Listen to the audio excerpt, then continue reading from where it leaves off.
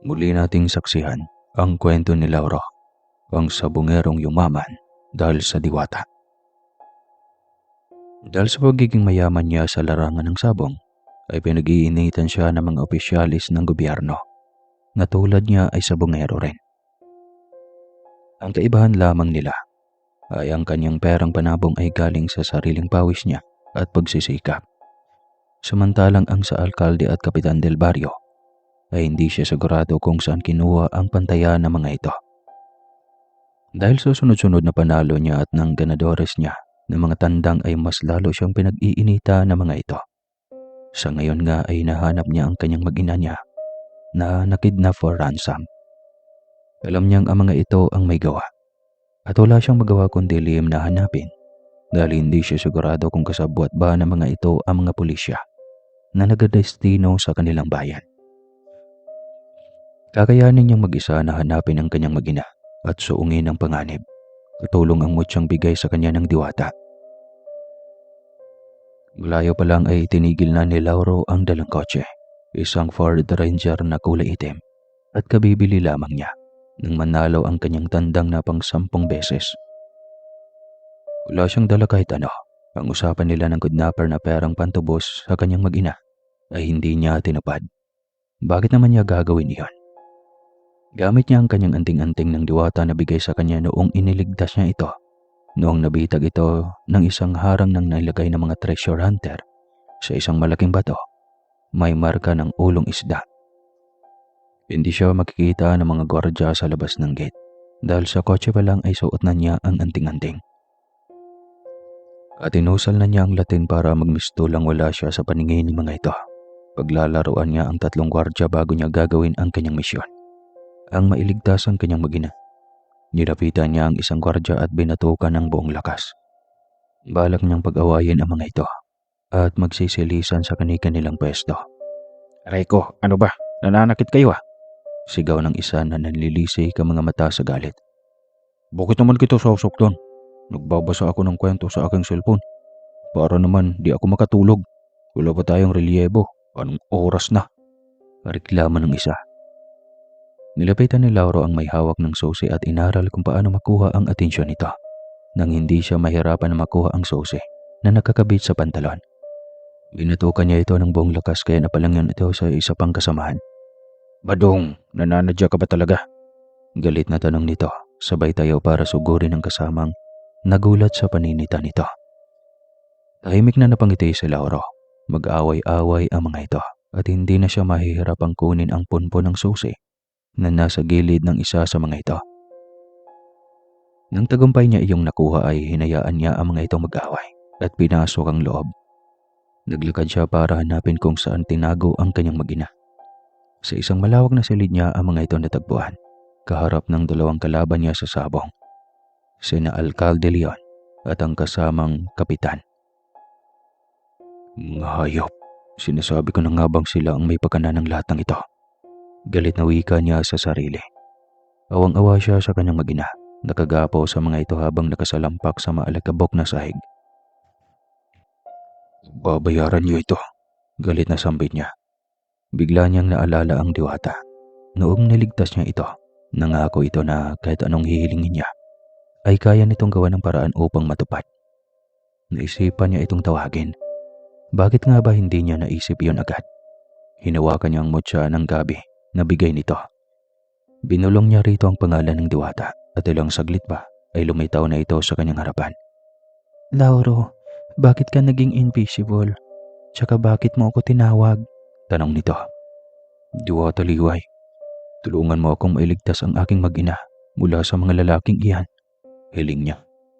"Naku, mukhang pinag-iinitan ka ng maraming katunggali mo sa sabong." "Salamat sa mutyang gabing ibinigay mo, Liway. Wala pa akong sablay kahit isang beses. Lahat ng laban ng aking mga tandang ay panalo. Ang 5 tandang ko ay pare-parehong mga ganadors. Dahil iyon sa anting-anting na gabi na kaloob mo. Minsan mo ring nailigtas ang buhay ko, Lauro. Kaya baliwala lahat ng kung anong karangyaan na tinatamasa niyo ngayon." Sagot ng diwata. Nilapitan na nila ang 2 politikong kanyang katunggali sa sabungan. Narinig pa nila na pinag-uusapan ang kanyang pangalan ng 2 ito. Masyado kong engkanto iyang Lauro. Pansin mo ba? Ang hirap kalaban. Saad ng alkalde. Kaya nga, kailangan nating malaman kung ano ang isang bagay na nagbibigay sa kanya ng kakaibang swerte sa larangan ng sabong. Pareho tayo ng iniisip Yan talaga ang bala ko. Napangiti si Lauro habang kaharap ang Diwata. Hindi sila nakikita ng mga politikong sugarol na ay kurakot pa. Lahat ng mga nanakaw na mga ito sa kaban ng bayan ay sasabong lamang lahat ng iyon napunta. Kaya mas mainam na rin na ilantad na rin niya ang katiwalian ng dalawang politikong na ito. Ang bagay na nasa kanyang liig na kakabit, palagay ko, iyon ang dahilan ng kanyang swerte. Ang tawag nila ay anting-anting. Naniniwala ka rin sa ganon? Tanong ng kapitan. Kung ganon, iyon ang una nating punteriya sa lalaking iyon. Oras na pumunta siya rito upang bawian ang kanyang pamilya. Nailing si Lauro habang nakangiting nakatitig sa dalawa. Ngiti ng pagkadismaya, garapal na ang katiwalian at korupsyon sa pamumuno ng mga ito. Hindi pa naging kontento at gusto pa rin magpayaman ng magpayaman sa pamamagitan ng pagsugal sa sabong. Subukan nyo lang na nakawin ito. Tignan lang natin kung hindi gigisahin ng samut-saring dilobyo ang buhay niyo. Saad ni Lauro habang kaharap ang Diwata. Hayaan mo na lang sila. Magkakasala ka lamang kung magpapadala ka sa iyong galit. Liway, pwede bang ikaw muna ang bahala sa aking mag-ina? Pakawalan mo sila. Ako na ang bahala sa dalawang ito. Hiling niya sa Diwata. Sige, pero wag mong dagdaan ang iyong kamay ng pulang likido. Hindi gagana ang anting-anting ang batyang taglay mo. Oras na gagawin mo ang bagay na iyon. Tuturuan ko lang ng leksyon, pero hindi ako papatay. Pangako yan. Anya sa Diwata. Nang makaalis na ito ay inumpisa niyang paglaruan ng dalawa. Kagaya ng mga ugardya, pag-aawayin niya ang mga ito. Habang kinakalikot ng kapitan ang cellphone ay may tinatawagan din ang alkalde. Pareho ang mga itong abala. Isang malakas na pagpokpok sa ulo ng alkalde ang kanyang ginawa. Nabitawan nito ang hawak na cellphone, sabay lingon sa kasama. Kala ko ba kakampi kita? Balak mo pala akong patayin? Tanong ng alkalde sa kapitan. Alam mong hindi ko magagawa yon. Traidor ka talaga, Kap. Ayaw mo pang umamin. Nung aaminin ko, hindi nga kita sinaktan. Depensa pa rin ng kapitan. Mas lalong nagalit ang alkalde dahil sa hindi nito pag-amin. Sa sariling lugar at hideout niya ay nagawa siya nitong batukan. Kaya tiyak may balak itong patayin siya. At bago mangyari iyon, ay uunahan na nito ang kapitan. Binunot nito ang baril at pinagbabaril ang kapitan sa dibdib. Nanlumo si Lauro sa nasaksihan. Ganoon kabrutal ang alkalde. Batok lang ay baril na agad ang tinapat nito sa isang kapitan. Iniwanan na lamang niya ito. Bahala na ito kung ano ang gagawin sa katawan ng kapitan na pinagbabaril nito. Ang mahalaga ay ligtas na ang kanyang mag-ina at wala man lang kaalam-alam ang dalawa na wala na ang mga itong ipapatubo sa kanya. Ganyang pinuntahan ng kanyang mag-ina sa loob ng kotse kung saan niya ito ipinarada. Tatay! Umiiyak na sambit ng kanyang anak nang makita siyang pumasok ng kotse. Okay na anak, ligtas na kayo. Pasensya na kung nahuli ako ng dating. Salamat at nahanap mo kami, Lauro. Salamat sa Diwatang gabay mo na siyang tumulong sa amin na makarating dito sa kotse. Uwi ka ng asawang sige ng lumin. Kailangan na nating magmadali. Uwi ka ni Lauro sabay buhay ng makina. Ngunit kakausad pa lamang nila ay biglang sumigabong ang gulong ng kanyang kotse. Pinagbabaril sila at nang lingunin niya ay ang tatlong gwardya iyon. Nasunda ng mga ito ang kanyang mag-ina kaya pinagbabaril sila. Bumaba si Lauro at umikot sa likod upang i-check ang pumutok na gulong. Wala nang pag-asang makausad kaya binuksan niya ang pintuan ng sasakyan upang pababain ang kanyang mag-ina. Pinagkubli niya ang mga ito sa likod ng malaking puno at hinarap ang tatlong gwardya. Ginapos niya ang mga ito gamit ang anting-anting. Mag-isa niya iyong ginawa. Ayaw niyang tawagin pa si Diwata Liway dahil alam niyang makakaya niyang mag-isa ang tatlo na gwardyang nasa kanyang harapan. Hindi na niya pinatagal pa. Alam niyang kawawa ang mga ito kung kikilitan niya ng buhay. Ngunit kung hindi niya gagawin, sila ng kanyang pamilya ang mapahamak. Matapos gawin iyon ay isang pasya ang kanyang ginawa. Iyon ay dalhin na ang mag-ina niya sa lungsod. Doon ay malayo ang mga ito sa mga taong pinag-iinitan siya. Mahirap kalaban ng politiko, lalo na at maimpluwensyang tao. Anong laban niya na isang ordinaryong tao lamang? Ayos lang kung siya ang nag-iisang kalaban ng mga ito, wag na idamay ang mag-ina niya. Kayang-kaya niyang lumaban sa mga ito. Mahal, sa lungsod na muna kayo ng anak natin. Habang mainit pa ako sa mata ng mga malalaking tao sa ating bayan. Wika niya kay Lumen. Bakit po tatay? Nagtatakang tanong ng nag-iisa niyang anak. Para hindi na maulit pa itong muli anak. Mahirap na baka sa susunod. Mas malala pa ang gagawin nila. Huwag naman sana. Pero mas okay nang nasa malayo kayo. Tahimik lamang ang kanyang ina. Alam niyang malungkot o nasasaktan ang mga ito. Lalo at hindi sanay ang mga ito na malayo sa kanya. Hayaan mo anak. Sa inyo din naman mapupunta lahat ng ito. Maging ang anting-anting at bertod na mayroon ako. Sisiguraduhin ko lang na magiging maayos ang buhay mo sa huli. Anya sa nag-iisa niyang anak. Nang mapapayag ang mga ito ay agad silang nagligpit ng mga gamit. Pinahati niya ito sa isa sa kanyang mga katulong sa kanyang pag-aalaga ng kanyang mga tandang. Si Manuel. Na siyang isa sa mga pinagkakatiwalaan niya sa kanyang malawak na manukan.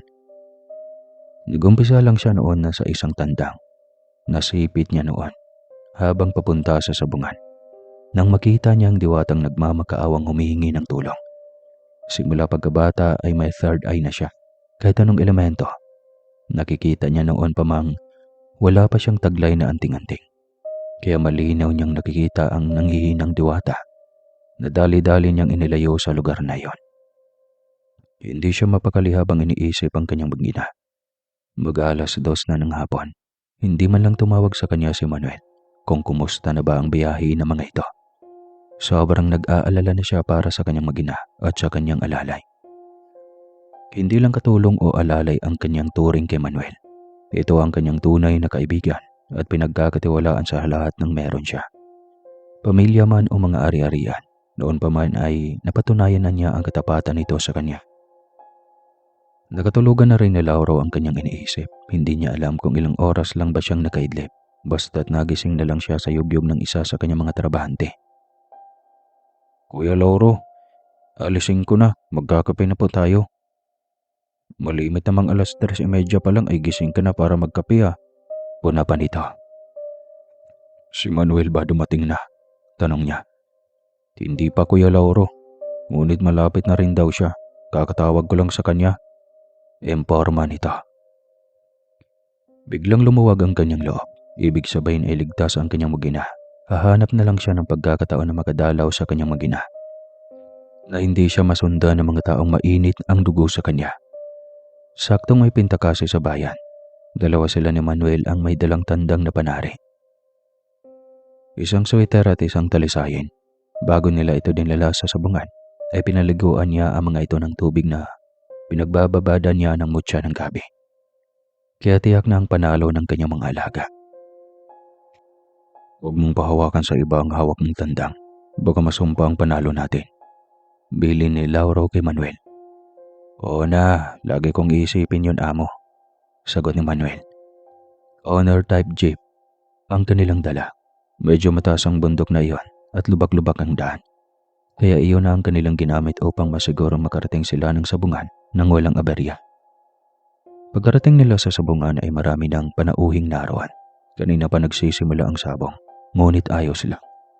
Maraming tandang pa ang nakahanay na isabong at pinagpila rin niya ang dalawa niyang tandang doon. Sa pala! Sigaw ng kabilang panig. Sa puti! Hiyawan din ng kabila. Nakakabinging ingay, ngunit sa kanila na sanay na sa ganon ay mistulang musika na lamang sa kanilang pandinig. Totoo ba yon mga sabongero? Nasa likod lang sila ng dalawa ng mamataan ni Lauro, ang isa sa mga tauhan ni Alcalde Leon. Pasimple siyang lumapit sa likod ng mga ito upang malaman kung ano ang mga binabalak ng mga ito. May bumulong ditong kasama nito. Doon ay natumbok na niya agad ang mga masasamang plano ng mga ito. Mandadaya na naman ang mga ito. Agad siyang naging mapagmatsyag. Kahit hindi sa kanya ang tandang na nilalaban sa tandang ng alkalde, ay hindi niya maatim na tignan ang isang mananabong na lumalaban ng patas. Ngunit dadayain lang. Nakita niyang nahihirapang gumalaw ang isang paa ng tandang. Tanlumo siya ng mapagtanto na dinayangan ng tauhan ng alkalde ang matandang kalaban. At hindi niya titignan lang ito. Ibabalik niya sa mga ito ang ginawa nito sa tandang ng matanda. Inusal niya ang Latin, pamparelisa ng tandang na nais niyang matalo. Hindi niya gustong gawin iyon, kaso ay inunahan ng mga ito ang pandaraya. Binabalik lang niya, nang sa ganon ay magising rin ang mga ito at mapagtanto na totoo ang sinasabi ng iba na karma. At ganon nga ang nangyari. Tuluyan iyong naparalisa at natalo ang manok ng mga ito. Hindi maipintang mukha ng tauhan ng alkalde. Tiyak na kaparusahan na naman ang aabuti ng mga ito sa kamay ni Leon. Na kung walang awa nga itong pinatay ang kaalyansa na kapitan, ito pa kaya na isang tauhan lang. Ayaw niyang makaramdam ng awa dahil una ay sobrang tapat na mga itong tagasilbi ng mandarayang tao. Hindi iyon nakakatuwa. Matapos ang ilang laban ay tandang na nila ang nasa gitna ng bulwagan. Hawak ito ng mananari.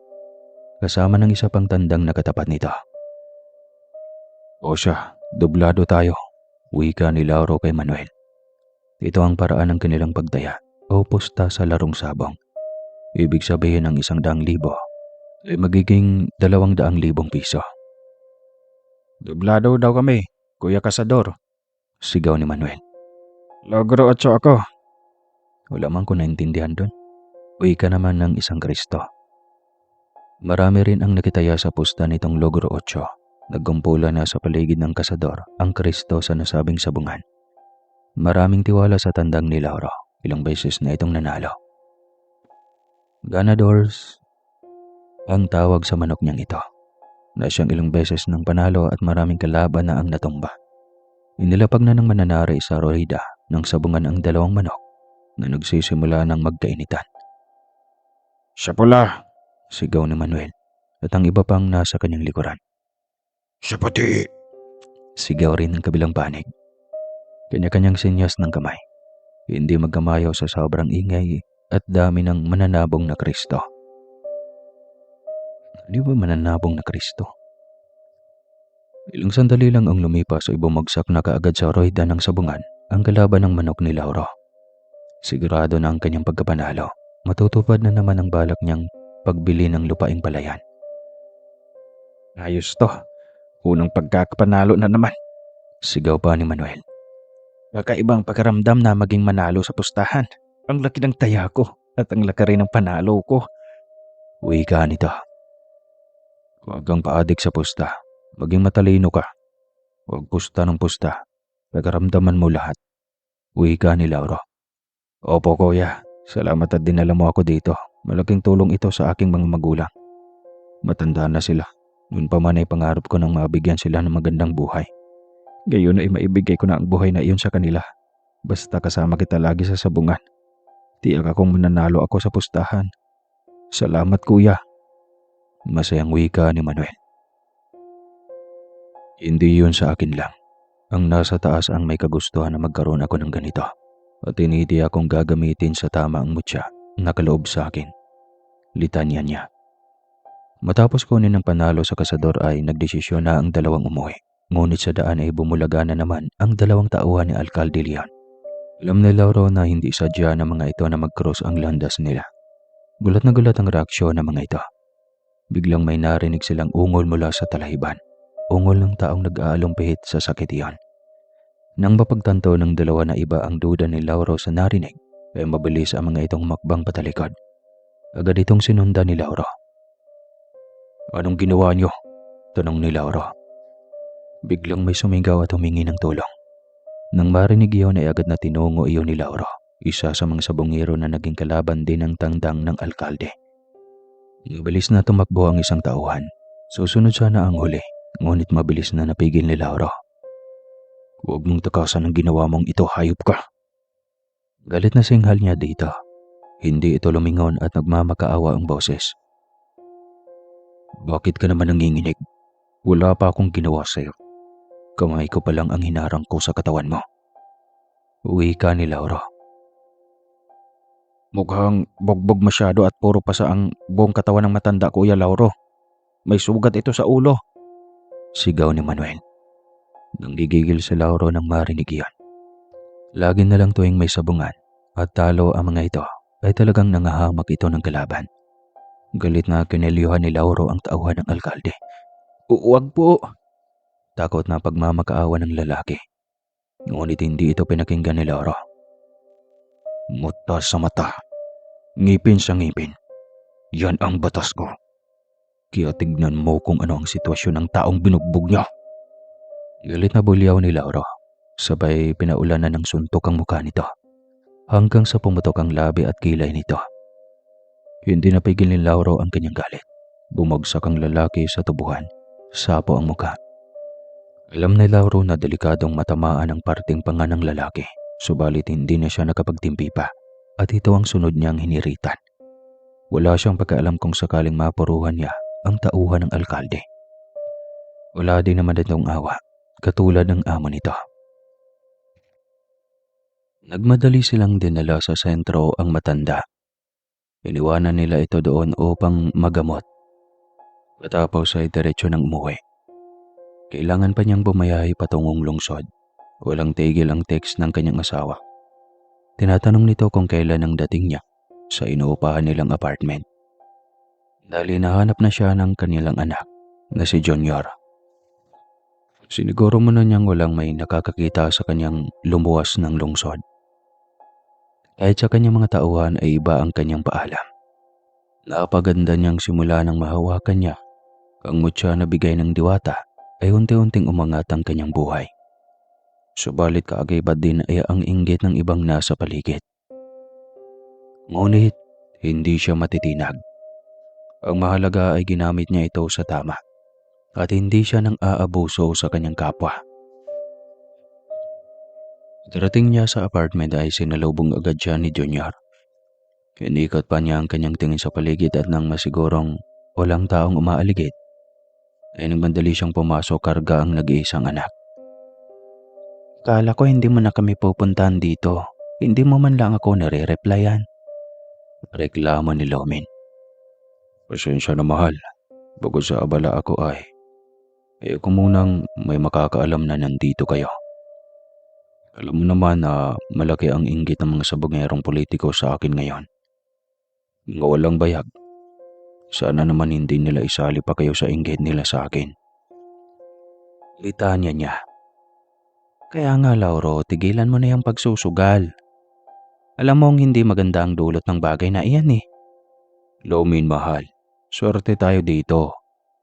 Ang dami nating naging ipon at ay pundar simula nang ibigay sa atin ng diwata ang mutya na ito. Kaya hanggat nasa atin ito, tuloy ang swerte.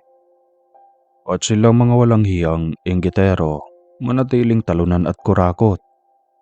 Bakit bang tigas ng ulo mo, Lauro? Dahil marami akong pangarap, hindi lang sa sarili kundi sa mga tauhan natin at pamilya nila. Hindi natin sila pwedeng pabayaan, Lumen. Dumaan tayo sa hirap ng buhay.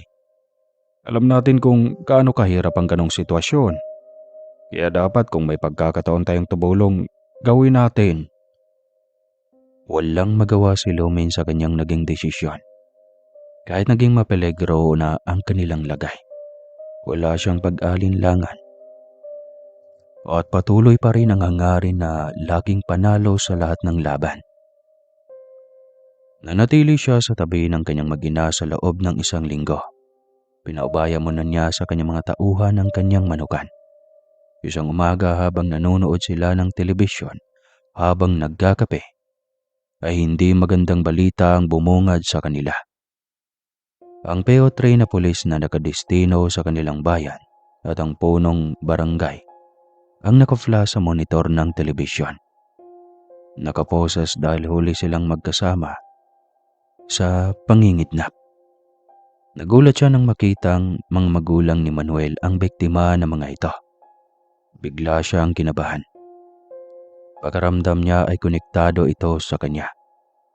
Agad siyang tumayo upang kunin ang kanyang cellphone na kagabi pa niya ina-off. Sinadya niya itong patayin upang magkaroon sila ng pribadong oras ng kanyang asawa at anak. Nang mabuksan ito ay sunod-sunod ang pasok ng mensahe mula sa kanyang katiwalang si Manuel. Agad niya itong tinawagan at humingi ng paumanhin. Buti na lang at naitrace agad ng pulis, kaya timbog agad sa hideout na pinagdalhan sa kanila ni tatay ang dalawang opisyalis. Kwento ni Manuel.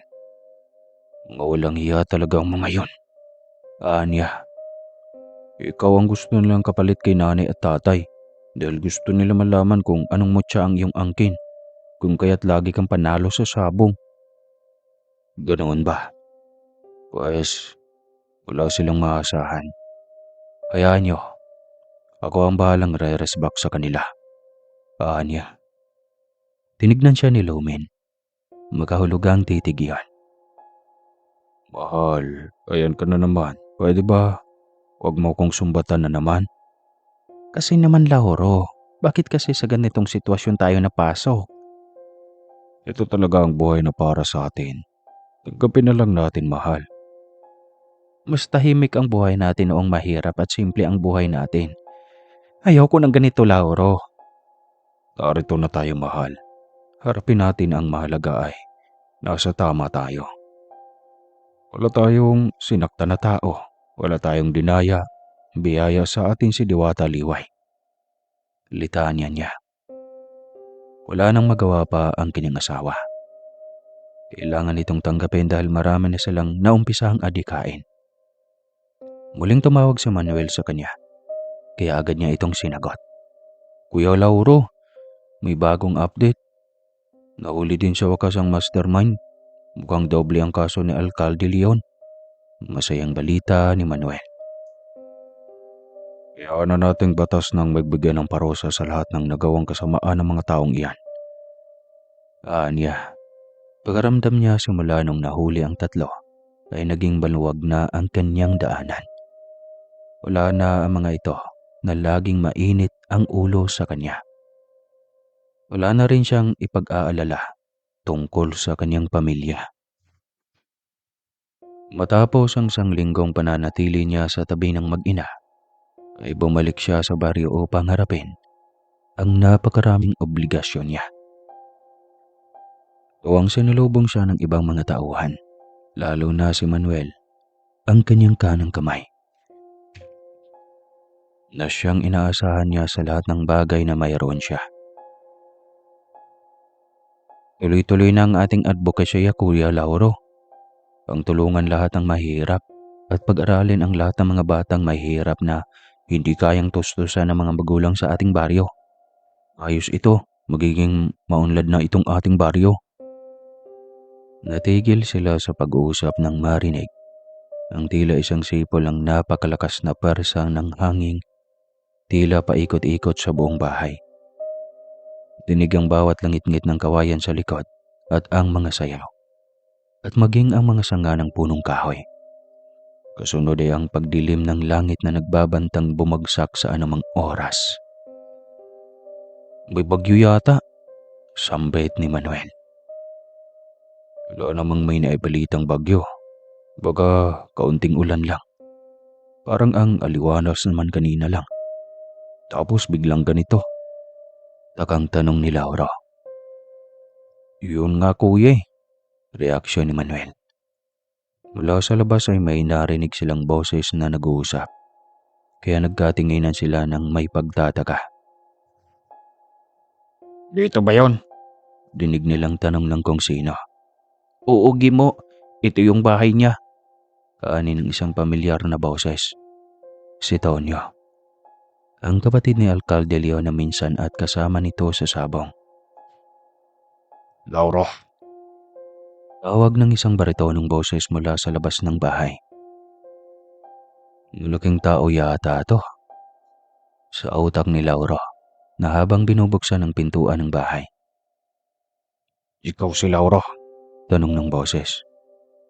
Mahaba ang buhok nito, mataba. Malaki ang tiyan at matangkad. Nanlilisik ang mga mata nito. Nagtaka si Manuel habang tinititigan ang taong ito. Halos baywang lang siya ng lalaking nasa harapan nila. Sobrang tapang nito. Jose Manuel, walang takot sa kanyang boses. Ako si Lauro. Ako ang iyong hinahanap. At bakit? Anong kailangan mo sa akin? Kulong naman ang pinsya ni Alcalde Leon. Ang napahamak ang posisyon. Dahil sa iyo. Uwi ka pa nito. Ilan ko naman ipinahamak ang iyong pinsan. Hindi ko ginawang magpahamak ng kahit sino. Sadyang makasarili ang iyong pinsan. Kahaman at hindi makontento. Sagot ni Lauro. Biglang sumabat si Manuel na kanina pa naiinis sa lalaking pagkaramdam yata nito ay ito ang pinakamalakas at makapangyarihan sa lahat. Mandaraya kasi yon at kapag natatalo pumapatay. Wika ni Manuel. Ang dayaan hindi masyadong nangyayari. Masyado lang kayong pinapaikot ng leon na iyon na hindi tanggap ang pagiging talo. Kung bakit kasi papasok pa sa ganong sugal? Gayong malaki ang responsibilidad sa mamamayan. Sana kasi nag-focus na lang siya sa proyekto niya sa bayang ito. Litanya ni Lauro. Marami ka pang dahilan at pulusot eh. Nandito ako para itaas ang dangal ng aking pinsan. Kapangyarihan laban sa kapangyarihan. Lakas laban sa lakas. Wika nito. Kung ganoon, isa ka ring antingero. Oo, ako si Gimo Antingero. At ako ang tatapos sa pagiging mayabang mo sa sabungan. Gaya ng aking sinabi, hindi ako mayabang, ginagamit ko sa kabutihan, anuman ang meron ako. Ang dami mong satsat. Nailing na lamang si Lauro. Talagang hindi na siya tatandanan ng alkalde. Napatanong tuloy siya sa kanyang sarili. Ano ba ang sekreto sa likod ng mga anting-anting? May kapangyarihan nga siya. Marami din namang kinakaharap na gusot. Naging kampante na siya noong mabalitaan niyang nakakulong na ng panghabang buhay ang alkalde. Pero eto at katunggalin na naman niya ang isang katulad niyang antingero na pinsan nito. Nagpapakampi dito ang alkalde. Di yata alam nito na bawal gamitin ang anting-anting sa ganitong paraan. Hindi ginagamit sa kayabangan ng kung anumang taglay nating agimat. Dapat alam mo yan. Dapat ay gagamitin lamang natin ito sa kabutihan. Kalmadong saad niya. Huwag mong gawing palusutian kung naduduwag ka. Wika nito. At itinasang kamay na may hawak na kwintas na ginto. At may palawit na itim na bato. Malaki lang ng kaunti sa munggo ang batong iyon. Biglang nagkaroon ng ipo-ipo. Kusang lumapit ang nabong ipo-ipo sa nakabukas na palad ni Gimo. Malakhak pa ito habang matalim ang titig kay Lauro. Ngayon, ipakita mo sa akin ang iyong galing, Lauro. Hindi ako lalaban. Wala ako ng sinasabi mong galing. Huwag kang magsinungaling. Alam ko na may tinatago kang galing. Ilabas mo. Gimo, kung meron man akong tinatagong galing, hindi ko rin mailalabas. Hiram natin ito. Wala tayong ganito noong isinilang tayo. Alalahanin mo yan. Wala tayong dapat na ipagmayabang. Sinasabing mo bang mayabang ako? Hindi ko sinabing mayabang ka. Pero kung sasaluhin mo, ay maaring oo. Depende sa dating sayo. Litanya niya. Nagalit ito at nasagad ang pasyensya. Kaya bigla siya nitong binato ng napakalakas na enerhiya. Ngunit nasangga ito ng kanyang medalyon. Mas lalo itong nagalit. Pikon ka na naman? Tanong ni Lauro. Mayabang kang... Mayabang na ako dahil hindi mo matinag. Anong hindi? Kayang-kaya kitang patayin. Ang yabang mo. Talaga namang nakakakulong dugo. Galit na sigaw nito. Kasalanan ko pa talaga kung kumukulo ang dugo mo sa akin. Lumayas ka sa teritoryo ko. Simple lang naman. Wika ni Lauro. Napahalakhak ng sobra ang kanyang kaharap. Nanlilisik ang mga mata nito habang nakatitig kay Lauro. Yan, tama yan. Magalit ka. Nang makita ko kung hanggang saan iyang kapangyarihan na ipinagmalaki mo. Wika nito. Tinawanan pa nito ng may pang-uuyam si Lauro. Sinasadya nitong galitin siya. Napataimbagang si Lauro. Talagang mapapasubok siya ng kanyang kapangyarihan. Hawak ang kanyang medalyon na bigay ng diwata na nasa kanyang leeg. Ay taimtim niyang inusal ang salitang Latin. Biglang lumitaw ang diwata. "Ano yan, Lauro?" tanong ng diwata. "Sinusubok ako ng mayabang na itong diwata, Liway." "Kung ganoon, huwag kang pumatol. Depensahan mo ang sarili mo. Ngunit huwag kang magtangkang umatake." Utos ng diwata. Bigla siyang huminahon at kumalma. Nagtaka si Gimo kung bakit bigla siyang tumahimik. "Ano, duwag? Ipakita mo ang iyong kapangyarihan." Sigaw ni Gimo. "Umuwi ka na, Gimo." Naduduwag ka na naman. "Wala akong pakialam sa sasabihin mo. Umalis ka dito." Utos niya. Humahalakak ito at muli ay nag-ipon ng enerhiya. Ayaw mong lumaban? Pwes, papatayin na lang kita. Huwag mong sabihin na hindi kita binigyan ng pagkakataon na lumaban. Sigaw nito. Nagmistula siyang pipi at bingi nang bigla na lang siya nitong binato ng napakalakas na enerhiya. Ngunit si Diwatang Liway ang dumepensa. Hinarang ito ng bato ni Liway. Kung kaya bumalik lamang ang atake nito sa sarili. Nabuhal ito at nagpagulong-gulong sa bakuran. Umuusok ang kanyang balikat na natamaan ng enerhiyang bumalik sa sarili nito. Naghuhumiyaw ito sa sakit. Nakatitig lang dito si Manuel, maging si Lauro, ay tinitigan lang ito. Kaya't parehong nanggigigil ay pinili nilang maging kalmado. Ang ating kapangyarihang taglay, gaano man kalakas, kung ginamit natin sa hindi mabuting paraan, tiyak na hindi mananalo. Kaparusahan ang naghihintay sa sino mang gumagamit nito sa hindi magandang paraan. Litanya niya. Muling nanggigigil sa galit si Gimo. Ayaw nitong pangaralan. At sa galit nito ay inusal nito ang pinakamalakas na kapangyarihang Latin na taglay nito. Hindi iyon napaghandaan ni Lauro. Kaya bulagta siya sa kanilang sahig. Hindi rin ito napaghandaan ni Liway. Sandali siyang nawala ng ulirat. Hindi niya alam kung ano ang gamit na agimat ng kanyang kaharap. At tumalab iyon sa kanya. "Kuya Lauro, ayos ka lang ba?" Nag-aalalang tanong ni Manuel.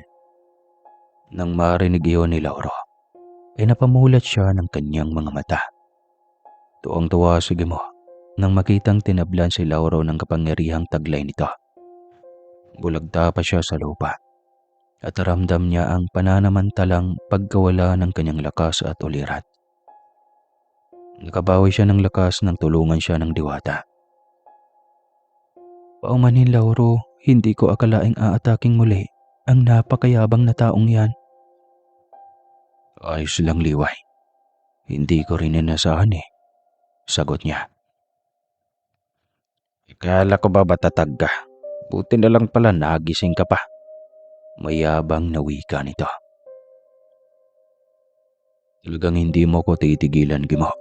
Pwes, ipapakita ko sa iyo kung gaano kahirap kalaban ang isang katulad ko." Wika niya. Sabay usal ng Latin. Sa bawat usal niya ng isang Latin, tumbas ang pagkaparilisa ng bawat parte ng katawan ni Gimo. Hindi niya ito tinigilan hanggat hindi naging paralisado ang buong katawan nito. Hindi ito nadala kahit paralisado na, ay pilit pa rin itong lumalaban. "Gimo, hindi dapat tayo naglalaban. Hindi natin taglay ang karunungang ito para makipagtagisan ng galing. Lahat ng ito ay hiram lang natin. Alam mo yan." Anong akala mo sa akin, Mangmang? Hindi mo ako maloloko dahil hindi ako kagaya mo na uto-uto. Paghiganti ang punta ko rito, Lauro. Para sa pinsan kong hindi na makakalabas pa ng kulungan nang dahil sa'yo. Kaya matira matibay sa atin. Lalaban ako hanggang kamatayan. Umampi ka kaagad kay Leon nang hindi mo alam. Kilalanin mo muna ang pinsan mo kung ano ang kanilang mga masasamang gawain bago mo siya paniwalaan at ipagtanggol. Minsan, ang pagkampi natin ang hindi inaalam ang punot dulo ng lahat. Naging dahilan para tayo ay mapahamak. Huwag kang magpadala sa galit at bugso ng damdamin, Kimo. Hindi magandang ugali yan sa katulad mong may taglay na kapangyarihang Latin, libreta, medalyon, at birtod. Maaring mawala lahat yan sa'yo. Ang malala pa, maaari mong ikamamatay ng wala sa oras. Litanya niya. Maraming beses na pinaliwanagan ito ni Lauro. Halos siya pa ang nagmakaawa, wag lang itong mapahamak. Ngunit matigas ang puso ni Gimo. Pinanindigan ito ang pinsang si Leon. Mistula na itong estatwa at puro pasa ng katawan. Subalit pilit pa ring bumabangon upang siya ay kalabanin. Matikas na hinamang muli nito si Lauro, kahit pa nakahilata na ito sa kanyang bakuran. Huwag kang duwag, Lauro. Hindi mo ko matatalo. Nasa akin na halos lahat ng pinakamakapangyarihang mutya. Kaglay ko ang matinding kapangyarihan ng kalikasan. Pagmamayabang pa rin ito. Hindi ito pinansin ni Lauro sa utos na rin ng diwata. Hinayaan nila itong mamao sa kakasigaw dahil hindi rin naman ito makakagalaw. Ano ba, Lauro? Wala ka na bang ibubuga pa? Galit na tanong ni Gimo. Patawarin ako, diwatang liway. Subalit hindi ako titigilan ito. Isa lang yata ang matitira sa amin. Kaya bakit ko pa ito patatagalin? Wika ni Lauro. Hindi na niya hinahintay pa ang sasabihin ng diwata. Agad niya itong tinapos gamit ang Latin. Pampasarado ng ugat nito sa puso. Tila ito ay sinakal at ilang minuto lang ay nakadilat na ang mga mata nito. Hindi na gumagalaw at hindi na humihinga pa. Wala na tayong magagawa pa. Ani ng diwata. Paumanhin, liway. Talagang hindi titigil ang lalaking ito. Hangga't walang may nawawala isa man sa amin. Anya. Nilisan na lamang ni Liway ang kanyang tahanan. Tangay ang mga anting-anting na taglay ni Gimo. Nililibing niyang muli ito sa yungib. At tanging makakakuha niyon ay ang karapat-dapat at hindi katulad ni Gimo na makitid ang utak. Kinabukasan ay tinawagan ni Lauro ang kanyang mag-ina. Kinumusta kung maayos lang ba ang mga ito. Nang malaman niyang maayos at tahimik ang mga ito, ay nakahinga siya ng maluwag. Ang ginawa niya ay pinapunta niya roon ang kanyang mga biyanan, nang sa ganon ay may makakasama ang kanyang mag-ina. Sakaling matatagalan siya sa pagdalaw ng mga ito. Nang umagang iyon ay napakaalinsangan ng panahon. Walang kahit konting ihip ng hangin. Walang paggalaw ng kahit mumunting mga dahon. Binawi lahat ng diwata ang enerhiya ng hangin sa galit niya kay Gimo. Kahit nakabentilador ay tagaktak ang pawis ng bawat isa habang inisa-isang paliguan ang nasa mahigit 1,000 tandang na panari o panabong. Naalala ni Lauro na hilingin ang kinakailangan nilang oxygen. Noong una ay nagmatigas pa ang diwata. Inabuso niyo ang ina ng kalikasan. Ngayon ay hihilingin niyo dahil kailangan niyo. Teka, bakit kami nadamay dito? Hindi naman ako ang gumawa nun. Sige mo yon. Kaya nga tinapos ko na siya dahil masyadong maabuso, hindi ba? Sige na nga. Ibabalik ko ang hangin na kailangan niyo. Subalit kaunti na muna. Magpasalamat na lang kayo at matuto kayong magpahalaga sa mga bagay na nasa inyong paligid, lalo na sa kalikasan. Litanya nito. Lagi iyon, diwata. Lagi at maraming salamat. Wika niya sa diwata. Naging normal muli ang paligid. Napagtanto ni Lauro na lahat ng mga nakapaligid, makikita man o hindi, ay isang biyaya. Kagaya ng hangin, kapag mawala ito ay tiyak na manghihina ang isang tao. Kaya dapat pahalagahan at huwag abusuhin. Lumipas ang ilang taon, mas naging bihasa pang lalo si Lauro sa kanyang mga hawak na agimat. Tinuruan na rin niya si Manuel at binigyan ng mutya na kanyang angkin. Bago niya binigay dito ang bagay na iyon, ay kinilatis muna niya ito kung karapat dapat nga bang bigyan. Umasa ito sa mga pagsubok niya kaya walang pag-alinlangan niya itong ibinigay. Sa pagdaan ng panahon ay unti-unti na nitong nasanay ang sarili na gamitin ang hawak na mutya. Unang araw iyon na pintakase sa kanilang baryo. Pintakase o taunang sabong sa bayan o baryo. Madalas ay kasabay sa piyesta ng bayan o ng baryo. Sabik si Lauro na makita kung paano gamitin ni Manuel sa sabong ang angkin nitong mutya. May sarili na itong manukang panabong. Sa tulong din ni Lauro ay unti-unti nang lumaki ang manukang panabong ni Manuel. May sarili na rin itong bahay, lupain at mga sasakyan. Halos lahat ng mga tauhan ni Lauro ay nabigyan na niya ng magandang buhay ang pamilya ng mga ito. Ang tagal din nating hindi nakapagsabong, Kuya Lauro. Mag-isang taon na yata tayong na-stuck sa misyon na nais mong matupad. Ang mabigyan ng hanap buhay lahat ng mga pamilya ng iyong mga tauhan. Mapatayuan ng bahay at kung ano pang tulong. Litanya ni Manuel. Siyempre, yun ang aking panata. Kailangan kong tuparin dahil walang silbi ang yaman sa mundo. Ang ating panahon at oras ay panandalian lamang sa mundong ito. Kaya matuto tayong maging mabuti sa ating kapwa. Isa pa ay hindi na kayo iba sa akin. O siya, subukan nating ilaban ang iyong tandang sa aking tandang. Uwi ka ni Lauro. Naku kuya, ayaw kitang kalaban. Hindi tayo maglalaban. Ang iyong tandang at ang aking tandang. Mutya ng pangilang kidlat laban sa mutya ng ipo-ipo. Tignan natin kung sino ang mas maging lamang. Kuya, alanganing sambit ni Manuel. Huwag kang matakot, lalong huwag kang kabahan.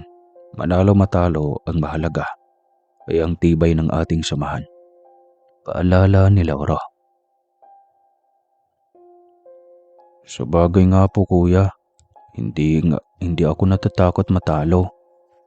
Nahiya lang ako kung sakaling matalo ng aking tandang ang iyong ganadores din. Abay, walang problema kapag ganyan. Sports ako sa ganyang bagay. Sa buhay, hindi lahat ay tungkol sa pagkapanalo. Matuto tayong tanggapin minsan na meron ding panahon ng ating pagkatalo. Sagot niya. Ngumiti lamang si Manuel, lihim na napahanga sa taglay niyang kabutihan na noon pa man ay walang kupas. Ito talagang totoong siya. Napagtanto iyon ni Manuel. Isa sa mga ganadors na tandang ni Lauro ang kanyang bitbit para ilaban. Sabay sila ni Manuel at bitbit rin ito ang tandang na ilalaban sa tandang ni Lauro. May mga nagkumpulan na mga sabongero, ngunit hindi pa nagsisimula ang sultada. Isang liamador ang lumapit sa kanila. Isasabong niya mga dala niyong tandang mga boss? Tanong nito. Oo, pero gusto namin ay silang dalawang maglaban. Yang dalawang tandang na dala niyo? Oo, gusto namin sila ang maglalaban. Abay, walang problema. Hanapan natin ng Kristo ang bawat panig nito. Wika ng liamador. Ano ba liamador? Samantalang halos magsalpukan ang kilay ni Manuel habang nakatingin sa papalayong liamador. Bakit parang ang sama ng titig mo sa liamador ha, Manuel? Paano'y ang bobo? Tanungin ba naman tayo kung ilalaban ang tandang na ating hawak? Kailangan naman sigurong kakatayin dito ano? Nakakainit ang ulo. Iyan ka na naman. Umiiral na naman iyang pagiging masungit mo. Kaya ka hindi nakapag-asawa eh. Ang bona kasi kuya eh. Reklamo pa nito. Napapailing na lamang si Lauro. Pagkalipas ng ilang sandali ay binalikan sila ng liamador. Ang kanilang tandang na ang maglalaban. Kabado na masaya si Manuel. Gusto nitong makita kung alin sa mga tandang nila ng among si Lauro ang mas malakas. Nang ibabasa Roida ang dalawang tandang, mas lalong naging malakas ang pintig ng puso ni Manuel. Samantalang si Lauro ay sobrang kalmado lamang. Gaya ng kanyang sinabi, matalo-matalo ang kanyang tandang ay hindi sasama ang kanyang loob. Nais lamang niyang sukatin kung gaano kalakas ang tandang na may mutya ng pangil ng kidlat. May kalo! Ibig sabihin may sombrero. Sigawan ng ibang Kristo sa paikot na Roida ng sabungan. Walang kalo! Ibig sabihin ay walang sombrero. Iyawan rin ng kabila. May kasama pang sinya sa mga kamay. Maraming nasihan sa laban. Parehong magaling ang dalawang tandang. Ang sa kay Manuel ay ugis, samantalang kay Lauro ay bangkas. Parehong malakas at magaling lumaban, kaya sobrang tagal ng labang iyon. Ang gagaling ng mga kanadors na tandang ni Lauro at Manuel. Una ng matanda. Ay Simon, kanino ka po ba pumusta? Tanong ni Lauro sa matanda. Siyempre sa iyo. Kahit noon pa man ay sa iyo na ako tumataya. Alam ko na kung paano mo alagaan at iniensayo ang iyong mga alaga. Kaya laging sa iyo ang aking tiwala. Nako, dahil dyan tay Simon. Ito ang 10,000. Balato ko sa iyo. Nako, salamat Lauro. Napakabuti ng iyong puso. Kaya kahigit na pinagpala. Walang anuman tay Simon. Ngiting wika niya. Masaya si Lauro na makatulong. Iyon na rin yata ang nakasanayan niya. Gusto niyang matalo ang kanyang tandang. Upang iparamdam kay Manuel na hindi lang lagi sa kanyang panalo. Isang tapat na katulong ito ni Lauro, kaya hangad niya na mabigyan ito ng gantimpala sa kahit anong paraan. Hangad rin niya ang tagumpay nito sa buhay. Mabuting tao si Manuel at sa tagal nilang pagsasama, hindi pa kailanman nagkaroon ng lamat ang kanilang samahan. Grabe na pinagdalawang tandang na yan. Sobrang galing ng laban. Kanina pa sila sa gitnang ng Roida. Wala pa rin may nananalo. Matulog ba na tayo? Pagkagising natin baka tapos na. Di joke lang. Puna ng isang Kristo. Oo nga, sobrang galing ng mga tandang na yan. Sigaw rin ng isa. Ilang sandali pa inusal na ni Lauro ang Latin na pangpahina ng katawan ng kanyang tandang. Bigla itong nangisay at nawalan ito ng malay. Tuwang-tuwa si Manuel nang makitang panalo ang kanyang tandang. Walang alam at walang kaida-idaya na sinadya iyon ng kanyang amo. Makabili na ulit ako ng lupa at madagdagan ko na ang aking mga alagang tandang. Masayang wika ni Manuel. Tama yan, Manuel. Ganyan dapat. Kapag may panalo, dapat may magandang plano. Sa ganon ay marami pa tayong matutulungang mahihirap. Oras na may pumunta sa atin at humingi ng tulong. Masayang wika ni Lauro. Marami rin silang nabigyan ng balato ng mga Kristo na talo sa kanilang pustahan. Pasalamat ang mga ito dahil mas malaki pa ang kanilang bigay kaysa naging talo ng mga ito. Ngunit baliwala iyon kay Lauro. Barya lamang sa kanyang mga kinikita ang kanyang naibigay sa mga ito. Marami na siyang sakahan, manukan at mga bahay at apartment sa syudad. Ang kanyang mag-ina ay madalas siyang dinadalaw sa syudad dahil doon na ang mga ito nasanay sa buhay. Ayaw na rin niyang umuwi pa sa baryo ang mga ito dahil nakakatiyak siyang ligtas ang kanyang mag-ina kapag nasa lungsod sa malaking mansyon na kanyang naipagawa. Tunayan, pagkatapos ng sabong ay diretso siya ng lungsod upang bisitahin ang kanyang mag-ina. Sakay sa kanyang itim na kotse ay biyaheng lungsod siya dahil iyon ang kanyang pangako sa kanyang mag-ina. Habang nagmamaneho ay biglang napatawag ang kanyang nag-iisang anak. Naalala niya na sa kanyang pagbabalik ay tuturuan niya ito ng mga salitang Latin at kung papaano paganahin ang kapangyarihan ng mga ito. Nag-iisang anak niya si Junior. Kaya nararapat na dito mapunta ang kanyang mga kapangyarihang taglay. Tiyak din naman siyang kaugali niya ang anak. Magtatapos na rin ito ng high school. Hindi na mapigil ang pagbibinata nito. Unti-unti nang mabuksan ang utak nito. Habang iniisip, ang kanyang magina, ay biglang nag-ring ang kanyang cellphone. Napangiti siya nang makita sa monitor ang pangalan ng anak. "Tay," sambit nito. Anak, pauwi na ako. "Talaga po, may sorpresa ako sa iyo, Tay." Talaga? Sabik na akong malaman ah. Ngayon mo na kaya sabihin? "Sige na nga, surprise sana eh.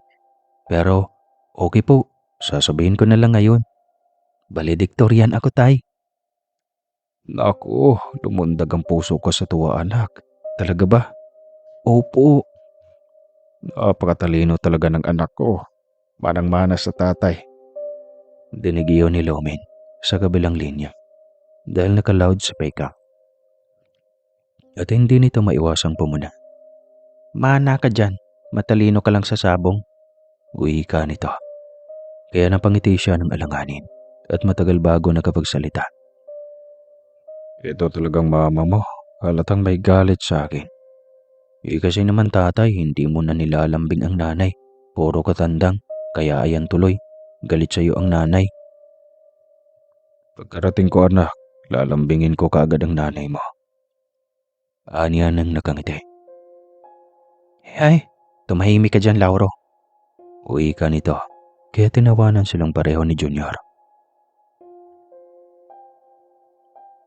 Dating sa kanilang mansyon ay si Junior mismo ang sumalubong sa kanya.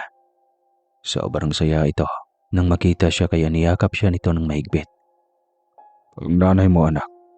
"Nasa loob tayo naghahanda ng ating hapunan." Ganoon ba? Halika sa loob. May dala akong hinog na mangga yan. Galing sa puno ng ating manggahan. Matamis yun. Bagong bitas lang. "Naku, salamat tay. Hindi mo talaga nakakalimutan ang paborito namin ng nanay." Siyempre naman anak, unang-una ay para sa inyo ang lahat ng paghihirap kong ito. Ang pagsusumikap. Aniya. Iniwanan nga si Junior sa sala upang puntahan sa kusina ang asawa. Abala itong nagluluto, ngunit nakasimangot. Mahal, bakit ganyan ang mukha mo? Nakuha mo pang magtanong ano? Kung kailan mo lang kami dito maisipang dalawin. Ngayon magtatanong ka pa kung bakit ganito. Ano ang gusto mo? Magiging masaya ako? Galit na wika ni Lomen. Babawi na lang ako mahal. Huwag ka na magalit. Para sa inyo naman lahat ng paghihirap kong ito. Ewan ko sa iyo, Lauro. Lagi mo na lang sinasabing babawi. Tapos 3 araw lang, wala ka na naman. Andun ka na naman sa mga tandang na panabong mo. Yun na lang sana yung pinangasawa mo. Wika nito. Napakamot na lamang siya ng batok. Maingat siyang lumabas ng kusina at tinungo ang anak sa sala na aliw sa panunood ng TV. "Tay, kausap mo na ba si nanay?" Tsaka na muna anak. Mainit ang ulo sa akin eh. "Naku, ikaw kasi tay eh. Wala ka ng oras sa kanya." "Alam mo bang may nangungulit kay nanay sa palengke, tay? Gustong ligawan at ayaw maniwala na may asawa si nanay. Single mom lang daw si nanay. Ayaw lang umamin." Kwento ni Junior. Biglang namuo ang selo sa kanyang dibdib. Junior, bakit ngayon mo lang sinabi sa akin ito? "Walang kwenta rin naman po, tay. Alam ko namang hindi pa patol ang nanay." Kahit na anak, dapat sinabi mo pa rin sa akin. Nagsiselos ka ano, tay, no? Hindi ah. Depensa niya. Ngunit sa loob ay gusto niyang makilala ang lalaki nang mabigyan ng leksyon. Walang pwedeng aaligid sa kanyang asawa dahil pag-aari niya ito. Sino mang may mangas ay makakatikim ng bagsik ng kanyang kapangyarihan. "Kalimutan mo na nga lang yan, tay. May gusto sana akong itanong sa iyo eh." Tungkol saan anak? "Tungkol sa anting-anting, tay. Di ba isang beses ay nasabi mo sa akin na ituturo mo sa akin yan, tay?" Nako, mabuti yan at nagkakaroon ka na ng interes anak. "Sayang din ang mga kakayahan at bertud na iyan, tay. Magagamit ko po yan sa larangan ng pakikipagtunggali sa mga masasamang tao ng lipunan. Mag-aaral ako ng political science. Garapal na ang korupsyon at katiwalian ng politika. Siguro ay kailangan ng baguhin lahat ng sistema. Umpisa sa baba patungo sa taas." Gusto ko ay malinis lahat ng mga anomalya sa loob ng bawat bayan at lungsod. Ayaw ko ng maruming pamamalakad, tay. Ang taas ng pangarap mo, anak. Gayon pa man, suportado kita. Ano man ang pangarap mo sa buhay, makakaasa kang nasa likod lang ako. Salamat po, tay. Ito talaga ang pangarap ko. Nabuksan ang aking isipan dahil sa kaliwat ka ng balita sa mga media. Nakakagalit na. Yun nga, Junior, eh. Habang tumatagal ay lalong lumalala. At ganyan nga dapat. May sariling pananindigan. Huwag kang padadaig sa kapal ng pera ng panunuhol ng mga sindikato. Lalong huwag kang masilaw sa yaman ng kaban ng bayan. Kalalahanin mo ang mga mamamayang naghihirap. Mas mahalaga ang prinsipyo kaysa sa yaman, anak. Litanya ni Lauro. Tuwang-tuwa siya sa ipinamalas na magandang kalooban ng anak. Junior nga ang niya ito. Sobrang mana sa kanya na maprinsipyo. Junior, Lauro, halina kayo. Nakahain ang pagkain. Tawag ni Lumin sa kanila. Agad silang lumapit roon at napangiti si Lauro nang makita ang paborito niyang ulam, ang niluto ng kanyang asawa. Nako, si nanay kunwari ay galit siya kay tatay. Pero tignan mo itong handa niya, paborito ni tatay. Tudyo ni Junior. Tumahimik ka, Junior. Maana ka talaga sa ama mong pilyo. Kumain na kayo. Uwi ka nito. Tahimik lamang silang kumakain nang biglang magtanong si Junior. Nay, kailan ka ulit pupunta sa palengke? Magpapabili sana ako ng kailangan ko sa aming graduation. Bukas, pupunta ako ng palengke. Kasi wala na tayong stock na mga ibang kailanganin. Uwi ka nito. Sama ako. Sabat ka agad ni Lauro. Wag na, mag-tricycle na lang ako. May suki naman ako doon eh. Bakit ayaw mo kong isama? May kinatatagpo ka bang lalaki sa palengke? Biglang natigil sa pagsubo si Lumin. Tinitigan siya nito ng may pang-uusisa. Bakit? Nagsiselos ka ba? Naturally, asawa kita. Natawa na lamang si Junior. Habang tinitignan silang nagsasagutan. Halata namang nagsiselo si tatay tsaka itong si nanay. Ayaw pang umamin na may manliligaw siya sa palengke. Namilog ang mga mata ni Lumen sa gulat nang sabihin iyo ni Junior. Ikaw ang nagsabi sa tatay mo ng ganon? Oo naman, nay. Hindi tayo dapat naglilihim. Mali yun. Nailing na lamang si Lumen sa sinabi ni Junior. Ikaw talagang bata ka. Pahama ka. Alam mo namang nilalayuan ko ang taong iyon, di ba? Pero nangungulit pa rin, nanay. Halatang gustong gusto ka eh. Iabaw ka sa ayaw at sa gusto mo. Sasama ako. Uwi ka naman ni Lauro laki. Umahimik na lamang si Lumen. Ayaw nito ng gulo. Wala rin naman itong tinatagong lihim, kaya bakit ito matatakot? Kinabukasan ay dalawa silang umiikot sa palengke. Todo panlalangin si Lumen na wala roon ang makulit na lalaking laging nakabuntot sa kanya tuwing namamalengke siya. Ngunit hindi rin yata pinakinggan ang kanyang hiling dahil hindi pa man sila nangalahati ay nasa bungad na niya ang makulit na lalaking iyon. Sabi ko na nga ba't pupunta ngayon ang magandang babaeng nagpatibok ng aking puso eh. Wika nito. Agad na umakbay si Lauro sa kanyang asawa. Pare, ang magandang dilag na sinasabi mong nagpatibok ng iyong puso ay aking asawa. Kaya binabalaan kita. Tigilan mo siya. Bago pa mangyaring bibilangin mo ang iyong nilalagas ng ngipin sa sahig. Litanya niya. Lauro, saway ni Lumen. Ang yabang ng lalaking to. Sino ka? Ano sabi mo? Bingi ka pala. Asawa ako. Sigaw niya. Tumawa lamang ito. Inikutan pa siya nito at tinitigan mula ulo hanggang paa. Para kang natostang lechon. Tingin mo ba magugustuhan ka ng Lumen? My love ko. Biglang kumulo ang kanyang dugo. Nang sabihin iyo ng lalaki, hindi na siya nakapagtimpi at inusal na niya ang lating pangkastigo dito. Napahiyo ito sa sakit ng maramdaman nito ang tila paghampas sa likod nito. Dagdagan pa sana iyon ni Lauro nang biglang bumungad sa kanyang harapan si Diwata Liway. "Anong ginagawa mo, Lauro?" tanong nito. "Inuubos ng lokong ito ang aking pasyensya." Wika niya gamit ang isipan na kayang-kayang basahin ni Diwata Liway. Hindi siya pwedeng magsalita dahil mapagkamalan siyang baliw. "Hindi mo dapat pinatulan ng ganyang bagay. Ilagay mo sa tama ang iyong selos. Ang iyong asawa ay isang butihin at responsable sa pamilya. Hindi mo siya dapat pagdudahan." Wala akong duda sa asawa ko, Diwata Liway. Ngunit sa lalaking ito na mukhang repes at adik, dudang-duda ako. Bigyan mo ng atensyon ang asawa mo. Ikaw dapat ang nagbabantay at kasama niya tuwing lumalabas ng bahay. Tsaka dapat mong isipin na lagi ang sinasabi ko sa iyo. Gamitin mo ang mutya bilang pandepensa, hindi pang atake. Litanya ng Diwata. Naintindihan ko po, Liway. Hindi na mauulit. Anya. Dahil dito ay nawala sa kanyang harapan ng Diwata. Habang nag-uumbanggol sa sakit ng likod, ang lalaki na siyang ipinagtataka ng iba, ang iba ay nakatitig sa kanya, wari ay pinagdududahan siya. Patay mali siya lamang siya at patuloy na nakaakbay sa asawa. Hinayaan na lang din siya ni Lomen.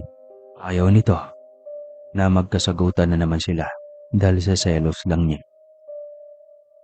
Karating sa bahay, humingi rin siya ng paumanhin sa kanyang asawa. Nangako rin siya na magkaroon ng maraming oras para dito. "Saan na naman tutuhanin mo yan, Lauro?" Oo naman, Lomen. Tsaka, kailang naman ako nagkulang ng oras sa inyo. Dahil ayaw kong bumalik tayo sa dati na sobrang hirap ng buhay. Gusto ko ng yaman na hindi naubos. At ngayong stable na ang ating yaman, panahon na para kayo naman ng ating anak ang aking prioridad. Ngumiti ng sobrang tamis si Lomen.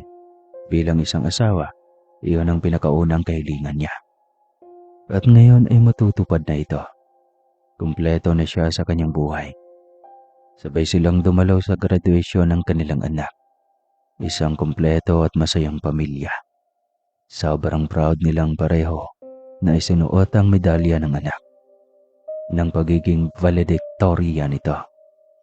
Bakas rin ang saya sa mukha ni Junior sa unang pagkakataon na dumalo ang mama nito sa mga graduation niya at recognition.